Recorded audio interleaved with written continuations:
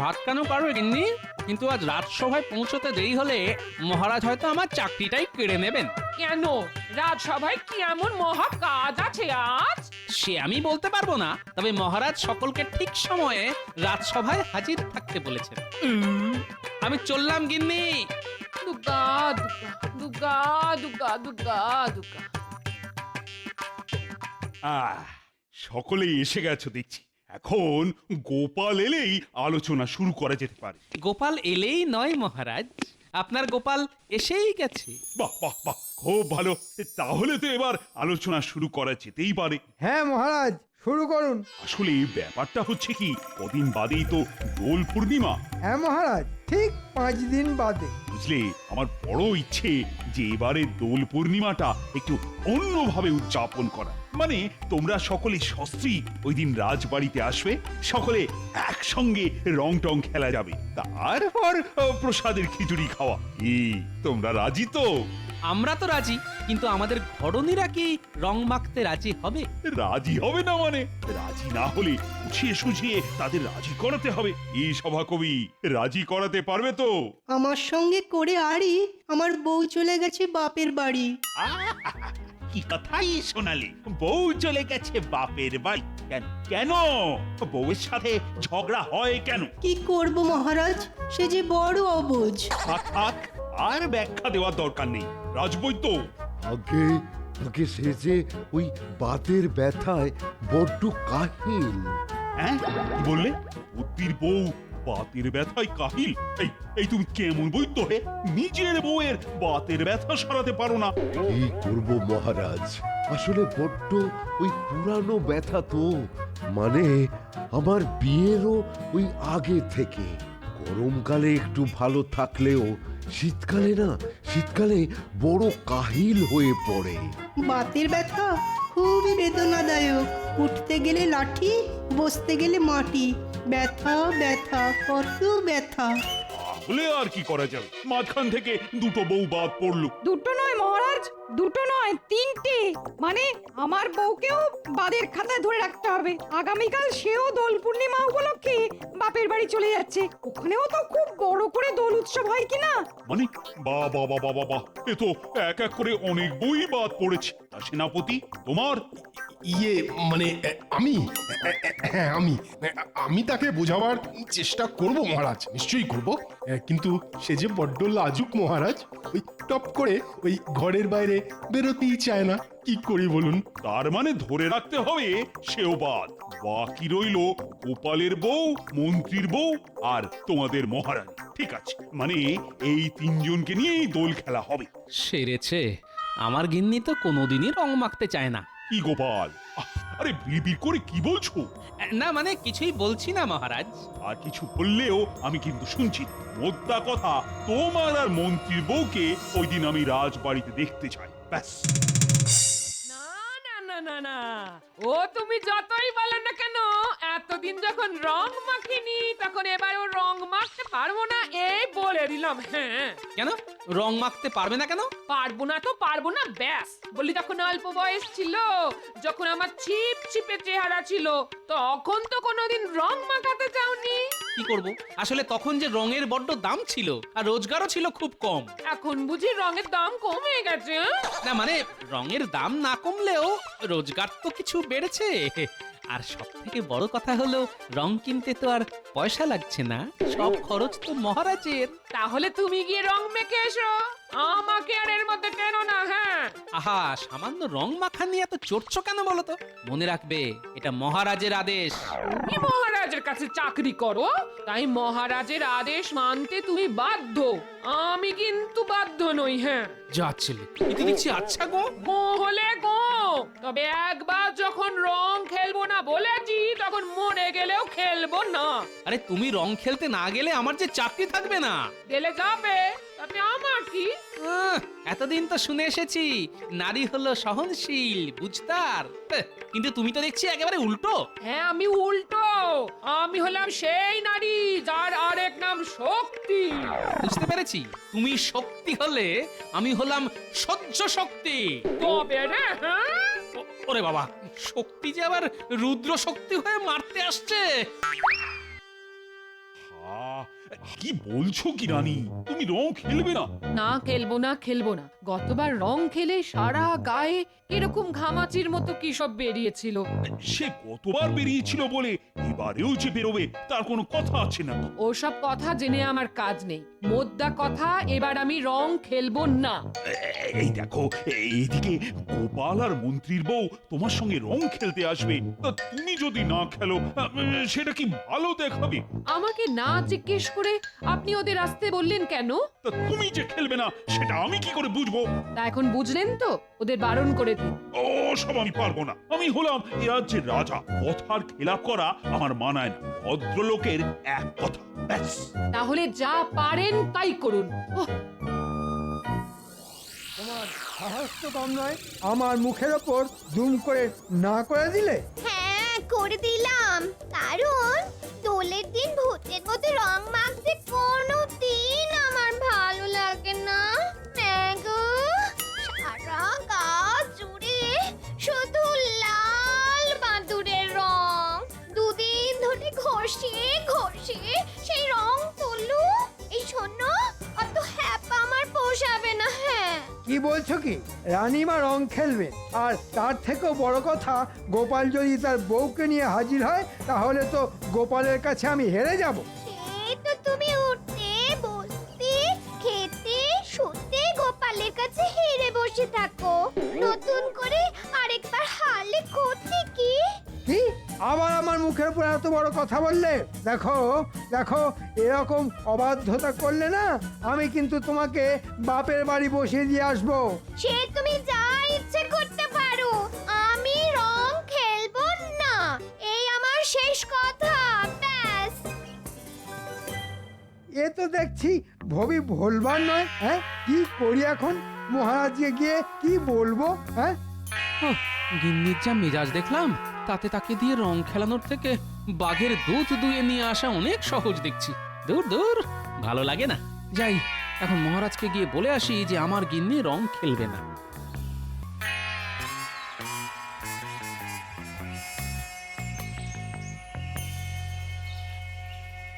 আমি আমি নিজেই দোল খেলার কথা ঘোষণা করলাম, আর এখন রানী যদি সত্যি সত্যি রং খেলতে না চায় তাহলে তো সকলের সামনে আমার মুখটা পুড়ে যাবে।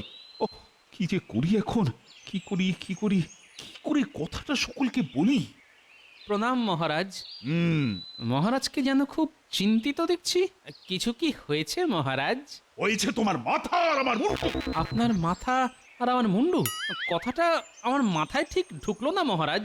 কাছে এসো বলছি। শোনো গোপাল, এদিকে তো মহা সমস্যা শুরু হয়ে গেছে। কি সমস্যা মহারাজ? আরে বড় মুখ করে তোমাদের বললাম যে এবার রাজবাড়িতে ধুমধাম করে রং খেলা হবে, কিন্তু এদিকে তোমাদের রানীমা রং খেলবেন না বলে যে গো ধরে বসে আছে। কেন? কেন আবার? গতবার রং খেলে তার সারা গায়ে নাকি বিজবিজে ঘামাচির মতো কি সব বেরিয়েছিল। এখন তিনি না খেললে তোমাদের কাছে আমি মুখ দেখাই কি করে বলো তো? তাহলে আমার এখানে আসার আসল কারণটা বলেই ফেলি মহারাজ।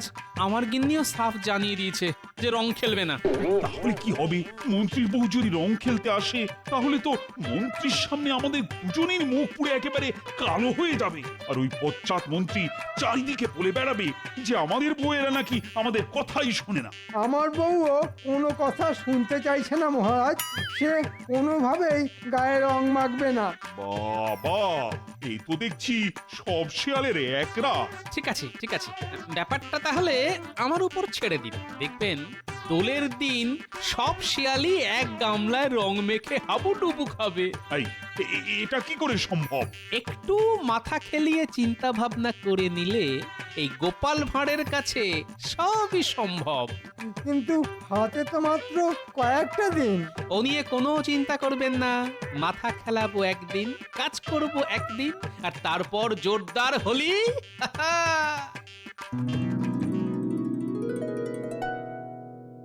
আচ্ছা দাদু, আমাদের কি জন্য এখানে ডেকে পাঠালে বলো তো? আরে বলছি বেশ কাজের মতো কাজ আছে তোদের জন্য, আর সব কাজ যদি ঠিকঠাক করতে পারিস তাহলে দোলের দিন বিকেলবেলা তোদের সকলকে পেট ভরে ভোলা ময়রার দোকানের গরম গরম রসগোল্লা আর মাখা সন্দেশ খাওয়াবো। ওরে বাস, রসগোল্লা আর মাখার সন্দেশ। বলো বলো কি করতে হবে? তোর সেই গুলতিটা সঙ্গে আছে? আছে বই কি, এই দেখো না দেখো। তাহলে গুলতি মেরে গাছ থেকে একটা বাতাবি লেবু পেড়ে দেখা দেখি। এ তো আমার বাঁ হাতের খেল গো। ওরে বাবা, হাতের নিশানা নিখুঁত হলেও একেবারে আমার মাথার টাকের উপর ফেললি যে। তোমার মাথায় লাগেনি তো দাদু? না, বাতাবি লেবু নরম বলে খুব একটা জোরে লাগেনি বুঝলি, কিন্তু ওটা যদি বাতাবি লেবু না হয়ে বেল হতো তাহলে আমার এই কেশিন টেকো বেল মাথাটার যে কি অবস্থা হতো কে জানে। শোন গুলটে, শোন, দোলের দিন সকালে তোকে আমার কাজে লাগবে, তবে কি করতে হবে পরে বলে দেবো তোকে। হ্যাঁ, এবার আমায় বলো কি করতে হবে আমায়? আচ্ছা, বিড়ালের মতো নিঃশব্দে হাঁটতে পারবি? এমন ভাবে হাঁটতে হবে যে শাড়ির খসখসানির শব্দটাও যেন না পাওয়া যায়। কেন পারবো না? খুব পারবো। তাহলে হেঁটে দেখা দেখি। বাহ বাহ বাহ বাহ, খুব ভালো খুব ভালো। ঠিক আছে, দোলের দিন সকালে তোকে আমার কাজে লাগবে। আরে ওদের তো তোমার কাজে লাগবে বলছো, কিন্তু আমি? তুই চট করে গাছে উঠে দেখা দেখি কেমন চড়তে পারিস। আচ্ছা, এই দেখো। আরে দাঁড়া দাঁড়া দাঁড়া, মুখের কথা খসাতে না খসাতেই তো গাছে উঠে পড়লি। এই জল ভর্তি বালতিটা কে নিয়ে যাবে? কিন্তু কিন্তু দাদু, বালতি নিয়ে কিভাবে উঠবো? হ্যাঁ, একটা দড়ি নিয়ে আয় চট করে। এই নাও দাদু। এবার বালতির হাতলের সাথে দড়িটার এক প্রান্ত বাঁধ আর আরেকটা প্রান্ত কোমরে বেঁধে গাছে উঠে পড়। এবার আস্তে আস্তে দড়ি দিয়ে বালতিটা টেনে তোল। দাদু, তোমার কি বুদ্ধি! শোন, দোলের দিন সকাল সকাল তোরা সকলেই বাতাবি লেবু গাছতলায় এসে দাঁড়াবি। কি কি করতে হবে সব বলে দেবো তোদের। দাদু, আজ হবে নাকি অল্প অল্প করে রসগোল্লা আর মাখা সন্দেশ? ওই কাজের বায়না আর কি। দারুণ বলেছিস, কাজের বায়না। চল তাহলে, তবে যাবার পথে ট্যাপার পুঁচকে কেউ ডেকে নেব বুঝলি, দোলের দিন ওদেরও কাজে লাগবে আমার। ওদিকের খবর কিছু শুনেছেন? কি খবর ভাই? একেবারে ঘোড়ার মুখের খবর। তবে আমার মুখের খবর থুড়ি থুড়ি, ওই ঘোড়ার মুখের খবরটা আবার 5 কণ করবেন না যেন। আরে না না, কাউকে বলবো না। তুমি তুমি নিশ্চিন্তে বলো দেখি। শুনছি রানীমা, গোপালের বউ আর মন্ত্রীমশাইয়ের স্ত্রী তো রং খেলতেই চাইছেন না। তাই নাকি? তাহলে তো মহারাজের স্বাদের দোল খেলা তো এবার লাটে উঠবে। বেশ হবে, খুব ভালো হবে। আমার বউ আড়ি করে বাপের বাড়ি চলে গেছে বলে মহারাজ আমায় 2-4 কথা শুনিয়েছিলেন। চুপ চুপ, আর কোনো কথা নয়, গোপাল আসছে। আমাকে দেখে এমন চুপ করে গেল কেন?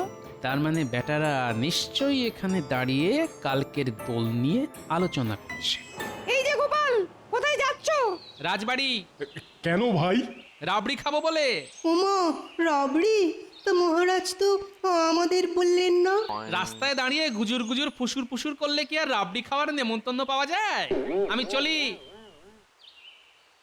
ওরে বাবা, কি দেমাক!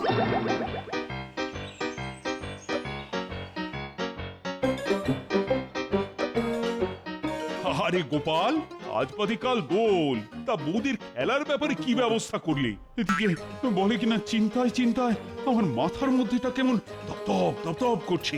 কোনো চিন্তা করবেন না মহারাজ, এমন ব্যবস্থা করে রেখেছি না যে কাল সকলে দৌড়ে দৌড়ে রং খেলতে আসবে। হ্যাঁ, তাই নাকি? এই গোপাল, বলো বলো বলো, বলো না, কি ব্যবস্থা করছো? বাবা বাবা, মাথা খেলিয়ে কি বুদ্ধিটাই না বের করেছো গোপাল। সত্যি তোমার বুদ্ধির কোনো তুলনা নেই। আজ তাহলে সেই দিন, মানে দোল। যা যা বলেছি সেই মতো যে যার কাজে লেগে পড়। তুমি কিচ্ছু চিন্তা করো না দাদু, তোমার কথা মতো কাজ হয়ে যাবে। আমি তাহলে বাড়ির দিকে যাচ্ছি। গুলটে, আয় আমার সঙ্গে।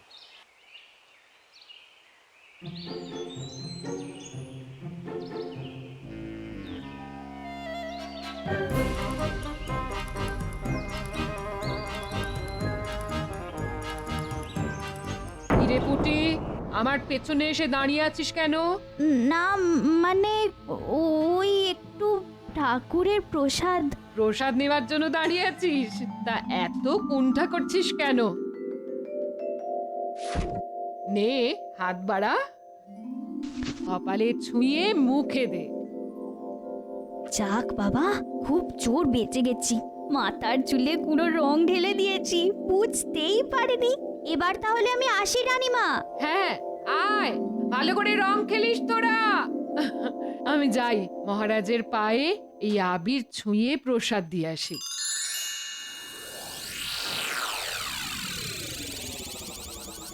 গিন্নি পুকুর থেকে জল আনতে গেছে, এই ফাঁকে যা করার করে দিলাম, এবার জমবে খেলা। কি রান্নাঘরে কি করছো? বুঝলে গিন্নি, আজ বাজারে যা মোটা মোটা মাগুর মাছ উঠেছে না, কি বলবো।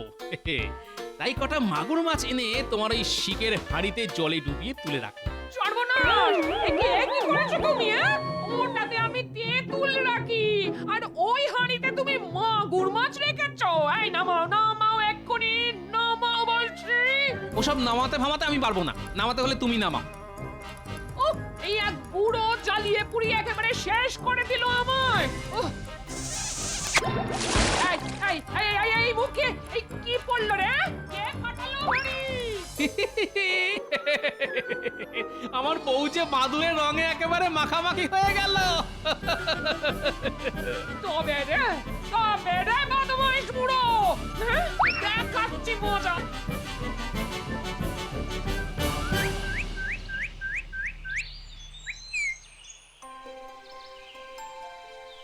নিন, রাধা কৃষ্ণের প্রসাদ নিন। এবার পাটা একটু বাড়ান, পায়ে আবির দেব। গোপালের কথা মতো এবার রানীকে মোক্ষম ঠকাতে হবে। আরে রানী, তোমার মাথায় সাদা মতন এটা কি? একে কাকে ইয়ে করে দিল নাকি? ইমা, তাহলে তো আবার চান করতে হবে। দূর দূর দূর, আর ভাল লাগে না। যাও যাও রানী, এবার ওই মিথ্যে কাকে নিয়ে ধোবার জন্য যত ইচ্ছে জল ঢালো মাথায়। যত জল ঢালবে মুখ হবে তত বেগুনি। বাবা, খুব তো বলেছিলে রং খেলবো না, এবার দেখি কেমন রং না খেলে পারো তুমি। এই এই এই এই এই পাজি দল, গাছ থেকে ফুল ছিঁড়ছিস কেন রে? কি রে, ভালো করে কথা কানে গেল না? দাঁড়া দাঁড়া, দেখাচ্ছি তোদের, দেখাচ্ছি, দাঁড়া। পালিয়ে যাবি কোথায়? ধরতে পারলে না কানগুলো টেনে ছিঁড়ে নেব। হ্যাঁ, এই এই এই এই কে রে, কে রং ঢাললি আমার গায়ে? ওরে হতচ্ছাড়া ন্যাপলা, হ্যাঁ তোরই কাজ। দাঁড়া দাঁড়া দাঁড়া, তোর একদিন কি আমার একদিন। দাঁড়া দাঁড়া বলছি, দাঁড়া। লাল রঙে আমার গিন্নি একেবারে লাল টমেটো হয়ে গেছে। বুদ্ধি বটে গোপালের, বুদ্ধি বটে। কি এমন লাল রং কে মাখালো তোমায়? ন্যাপলা, কিন্তু এমন বাদুড়ে রঙে তোমায় কে চুবিয়েছে? কে আবার? ওই যে আমার ঘরের শত্রু টেকো বুড়ো। চলো চলো চলো, মহারাজের কাছে গিয়ে নালিশ করে আসি। মহারাজকে বলে কিচ্ছু হবে না, তার থেকে বরং রানীমার কাছে চলো, তিনি এর বিচার করবেন। ঠিক বলেছো, তাই চলো, তাই চলো চলো।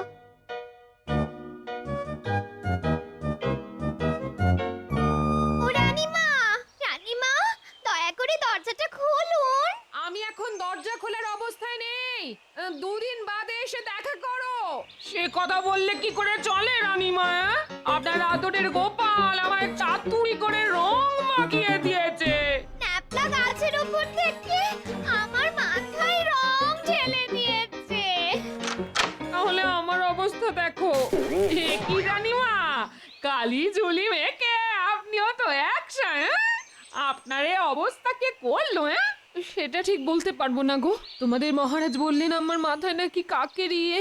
তাই দৌড়ে মাথা ধুতে গেলাম। উমা, মাথায় যে জল ঢেলেছি অমনি হড়হড় করে বেগুনি রঙে মুখ ভর্তি হয়ে গেল গো। তাই আমার মনে হয় এই সবই তোমাদের মহারাজের কারসাজি। আমি রং খেলবো না বলেছিলাম বলে এই উল্টো চাল চেলেছেন। মহারাজকে দোষ দেবেন না রানীমা, আসলে রং খেলবেন না বলে আপনারা তিনজনই তো ধনুক ভাঙা পণ করেছিলেন, তাই বাধ্য হয়ে আমি এই চাল চেলেছিলাম। তুমি? আগে হ্যাঁ, সকালে পুঁটি এসে প্রসাদ নেবার বাহানায় আপনার মাথায় গুঁড়ো রং ঢেলে দিল, ট্যাপা আর পুঁচকে ফুল ছেঁড়ার অছিলায় মন্ত্রী মশাইয়ের স্ত্রীকে ঘরের বাইরে বের করে আনলো, আর আমারটা বাড়িতে তো হাড়ি ফট। লাল বেগুনি আর বাদুড়ে মিলে একেবারে সব রং বাহার হয়ে গেছে। রং বাহার। গোপাল, তোমার পেটে পেটে এত, তা রং যখন একবার মেখেই ফেলেছি তখন চলো সবাই মিলে রং খেলা যাক। দাদু, আমাদের রসগোল্লা। আজ আর দাদু নয়, আজ তোদের সকলকে পেট ভরে রসগোল্লা খাওয়াবো আমি। তুমি রসগোল্লা খাওয়ালে আমি খাওয়াবো সন্দেশ। কি মজা, কি মজা। তাহলে এবার গলা ছেড়ে বলা যাক হোলি হ্যায়। হোলি হ্যায়।